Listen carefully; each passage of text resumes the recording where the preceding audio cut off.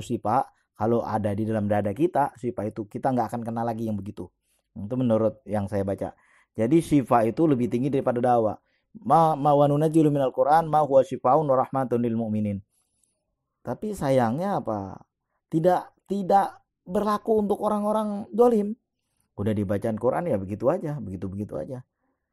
Mereka itu a'angzar tahum amlam tumzirhum la yu'minun. A'angzar tahum engkau kasih tahu peringatan juga tetap mereka begitu aja. A'angzar tahum amlam tumzirhum la yu'minun. Mereka tetap aja enggak percaya. Udah dibilangin waktu zaman itu dia juga tetap enggak percaya. Sama juga dengan zaman sekarang. Nah, ini ada indahnya bacaan Al-Qur'an.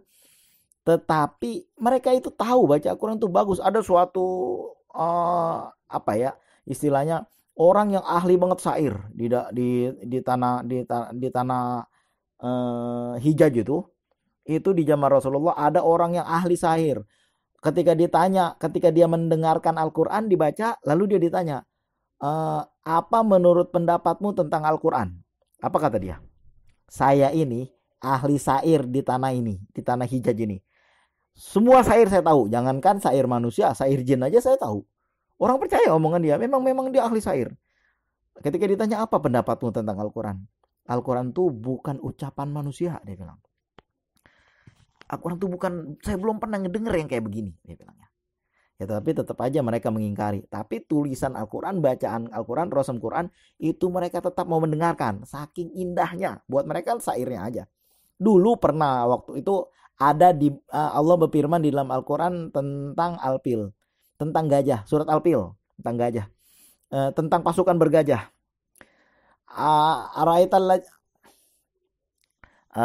Di dalam Al-Quran disebut tentang surat Al-Fil, alam taro kaifa fa'ala rabbuka bi ashabil fil alam yaz'al kaidahum fi tadlil wa arsala alaihim tayran ababil tarmihim bihizaratin min sijil faja'alahum ka'asfim ma'kul. Alam taro kaifa fa'ala rabbuka bi ashabil fil. Apakah engkau tidak melihat apa yang diperbuat Tuhanmu terhadap pasukan bergajah? Nah, itu luar biasa serangan pasukan gajah itu. Ketika menjelang 40 hari kalau nggak salah saya, menjelang kelahiran Rasulullah, itu pasukan bergajah yang dipimpin Abraha dari negeri sebelah, negeri apa ya? Yaman ya, datang ke situ karena dia kesel dengan Ka'bah. Udah di Ka'bah ini ngapain sih, rumah tua aja kayak gitu pun dimuliakan orang.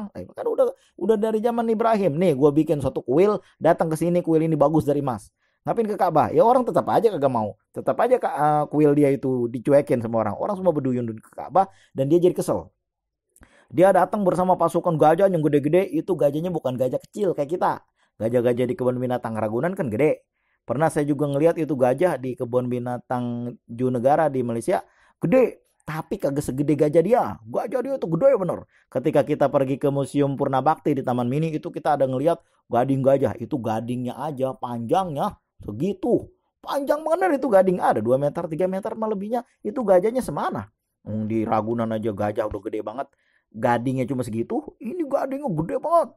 Luar biasa gedenya. Itu bagaimana gajahnya? Itu katanya gajahnya yang mau menyerang Ka'bah. Itu kalau menendang Ka'bah pakai kakinya, itu Ka'bah langsung rubuh. Karena kakinya, bundaran kakinya itu tapaknya segede tampah saking gedenya. Nah, pada saat itu menjelang kelahiran Rasulullah, pasukan gajah datang. Lalu Allah mengabadikanlah di dalam firman-Nya, alam taro kaifa fa'ala rabbuka bi ashabil fil. Apakah engkau tidak melihat apa yang diperbuat Tuhanmu terhadap ashabil fil, pasukan bergajah?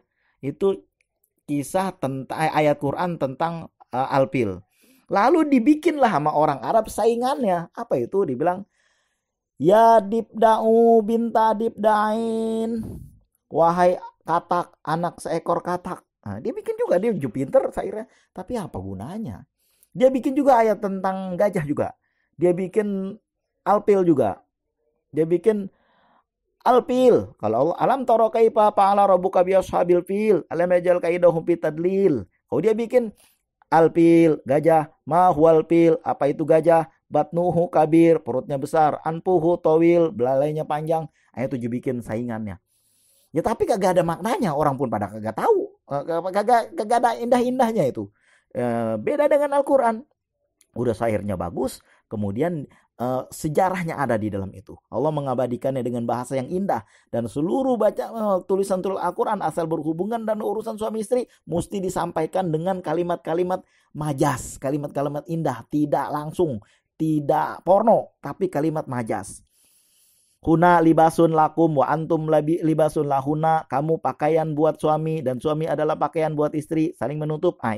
Itu bahasanya indah.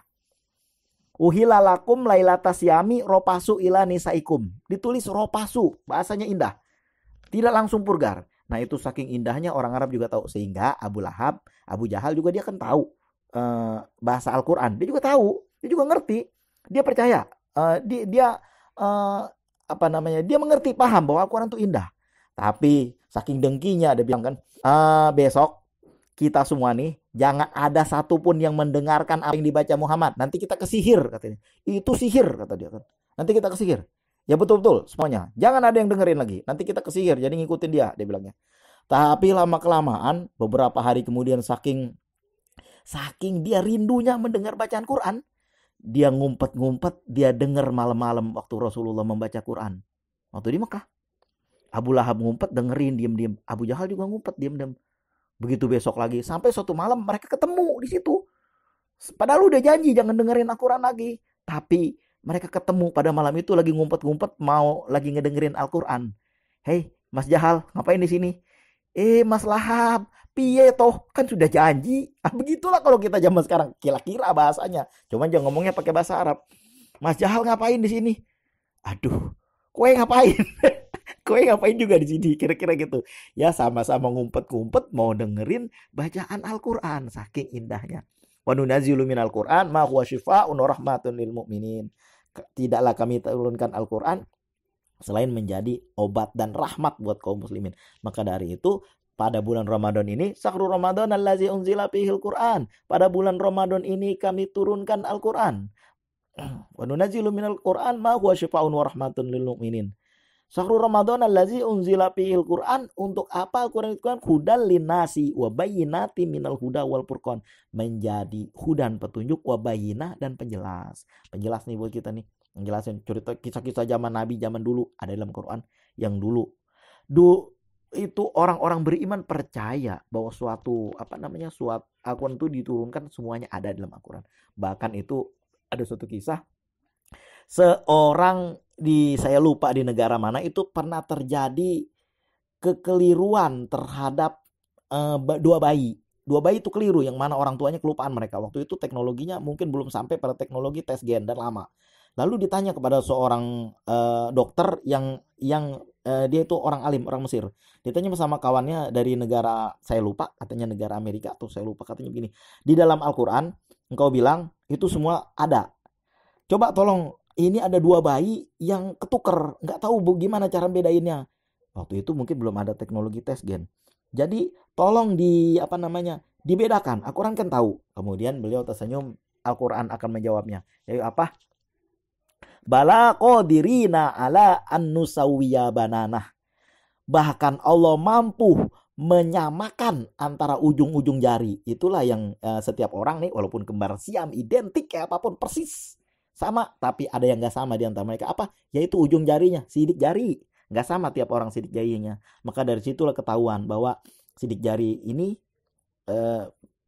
bisa membedakan antara mereka dua bayi ini. Allahumma sholli wa sallim wa barik ala sayyidina Muhammad wa ala ali sayyidina Muhammad. Di bulan puasa ini, bulan Ramadan ini, bulan Al-Quran, kita memperbanyak membaca Al-Quran. Memperbanyak membaca Al-Quran, tadarus Al-Quran, ngeders Al-Quran. Mudah-mudahan Allah melimpahkan rahmat. Idza quri'al Quran fastami'u ilaihi. Apabila Al-Quran dibaca, maka dengarkanlah. Mudah-mudahan kita mendapat rahmat. Allahumma sholli wa sallim barik ala sayyidina Muhammad wa ala ali sayyidina Muhammad. Tingkat Abu Lahab dan Abu Jahal yang membenci Al-Quran, mereka juga nyuri-nyuri pengen dengar Al-Quran. Apalagi kita yang sudah diturunkan kepada Rasulullah untuk kita baca, kita amalkan, tapi kita susah banget membaca Al-Quran. Mudah-mudahan di bulan Ramadan ini jadi terpicu untuk membaca Al-Quran. Allahumma sholli wa sallim wa barik ala sayyidina Muhammad wa ala ali sayyidina Muhammad. Terima kasih atas segala perhatian. Mohon maaf atas segala kekurangan. Assalamualaikum warahmatullahi wabarakatuh.